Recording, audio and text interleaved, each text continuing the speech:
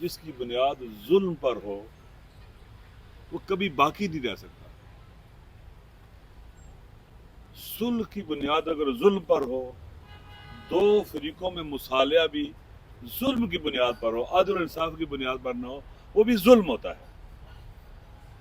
آپ دیکھ لیں فلسطین پر قبضہ کیا ہے سیونسٹوں نے، اور یہ first world war second world war سے سلسلے شروع ہوتے ہیں، پھر جنگیں قتل عام، اور ان کو وہاں سے نکالا گیا، جلا وطن کیا گیا.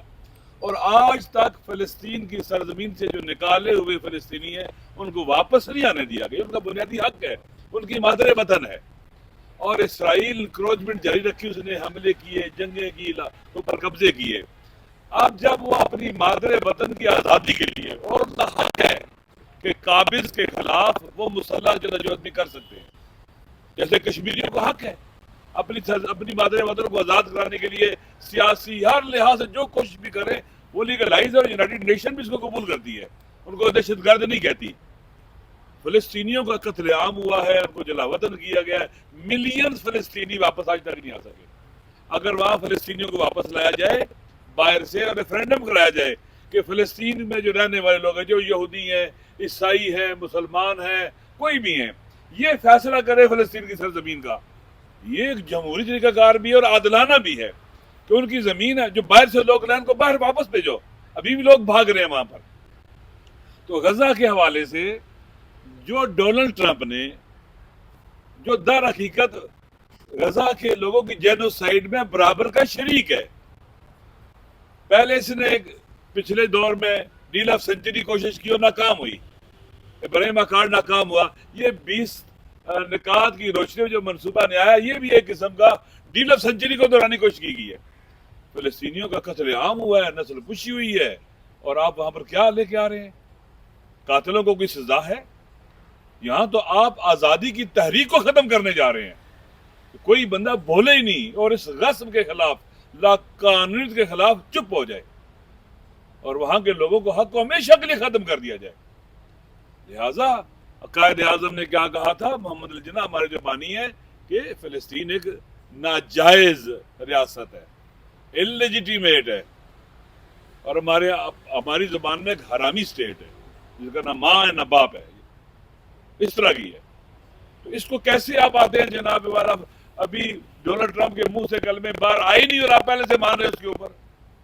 یہ ہوتا ہے کہ عوام کی الیکٹڈ گورنمنٹ نہ ہو، جس کے پاس عوام کی طاقت نہ ہو، جس کی عوام میں جڑیں نہ ہو، وہ اپنے آپ کو لیجیٹیمیٹ کرنے کے لیے یا طاقتور رکھنے کے لیے پھر دنیا کے طاقتور ملکوں کے پاس جاتے ہیں اور اپنے ملک کے نیشنل انٹرسٹ پر بھی کمپرومائز کرتے ہیں اور نیشنل سیکورٹی پر بھی کمپرومائز کرتے ہیں. اب سب کچھ پاکستان کا بک رہا ہے، ایئرپورٹ بک رہے ہیں، سڑکیں بک رہی ہیں، بندرگاہیں بک رہی ہیں، معدنیات کے نام پر ہماری زمینیں بک رہی ہیں، سب کچھ جا رہا ہے ہمارے ہاتھ سے. جو کچھ بھی ہو رہا ہے پاکستان کے عوام اس کو برداشت نہیں کرتے. یہ ظلم ہو رہا ہے، ظالمانہ انداز ہے. جب آپ کی عوام میں جڑیں نہیں ہوتی، اب عوام سے ڈرتے ہیں، پھر آپ گولی کے ذریعے بات کرتے ہیں، پولیس کے ذریعے بات کرتے ہیں، فورسز کے ذریعے بات کرتے ہیں، اپنی بیٹوں کو مارتے ہیں. کشمیر کے عوام کا احسان ہے جو یہ کہتے ہیں کہ کشمیر بنے گا پاکستان، یہ ان کا احسان ہے. آپ نے خود یونائیٹڈ نیشن میں کیا کہا کہ کشمیر، دونوں کشمیر کے لوگوں کو حق خود ارادیت ہے، وہ فیصلہ کریں کہ ہم نے کدھر جانا ہے. حق خود ارادیت یہی ہے، اس کے علاوہ کچھ اور ہو سکتا ہے؟ وہ کہتے تھے یہاں کے لوگ کشمیر بنے گا پاکستان، آپ نے کیا حال ان کا کر دیا ہے.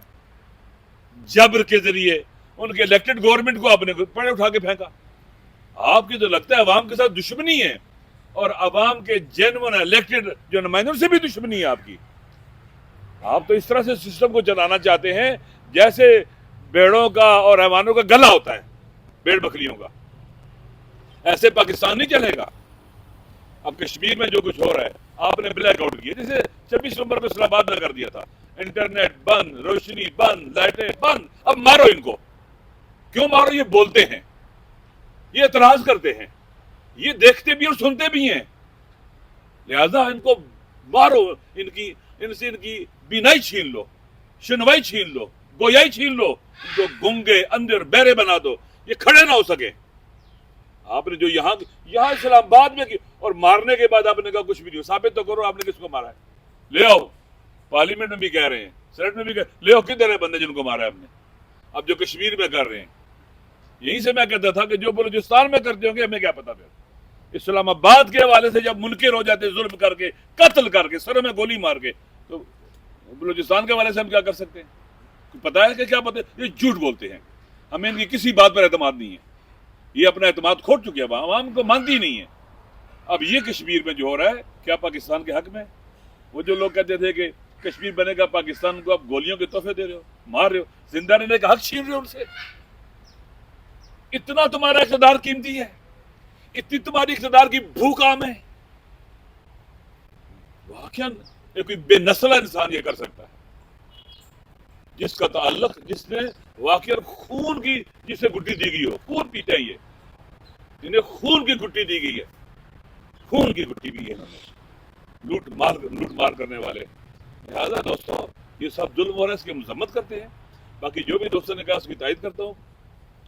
اسی طرح سے جو منرل کے بارے سے خان صاحب بات کریں گے، لیکن وہ واقعا شرم کا مقام تھا جس طرح سے جناب ڈونلڈ ٹرمپ کو پاکستان کے نمونے کیا کہتے ہیں کہ منرل کے جو پیش کی جا رہی تھی، یہ حالت ہے آپ کی۔ ایسے اقتدار کے پیچھے مرتے ہو، مر جانا چاہیے ایسے اقتدار کے۔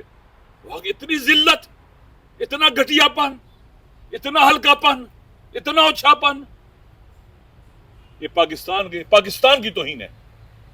ہر ملک ایک ڈگنیٹی ہوتی ہے، عزت ہوتا ہے، وقار ہوتا ہے، قوموں کا وقار ہوتا ہے۔ یقین کر لیں پاکستان کا ایک جوان جو تھوڑا بہت بھی شعور رکھتا ہے نا، اس کو بھی دو تو تھکنے کو تیار ہو ان کے منہ پر، اس طرح سے کام کرنے کے لیے نہیں کرے گا وہ۔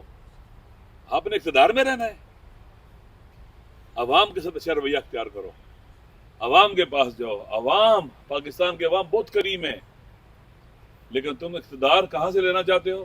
وہاں سے جہاں پر پھر تمہیں اپنا ناک خاک میں رگڑنا پڑتا ہے۔ قرآن کہتا ہے، عجیب ہے، وَلَن تَرْضَ عَنْكَ الْيَهُودُ وَلَا النَّصَارَىٰ حَتَّىٰ تَتَّبِعَ مِلَّتَهُمْ لَن تَرْضَ عَنْكَ الْيَهُودُ وَلَا النَّصَارَىٰ، یہ اس وقت تک تم پر یہ راضی نہیں ہوں گے، یہ ڈونلڈ ٹرمپ اینڈ کمپنی، جب تک تم اپنی شناخت نہ مٹا دو،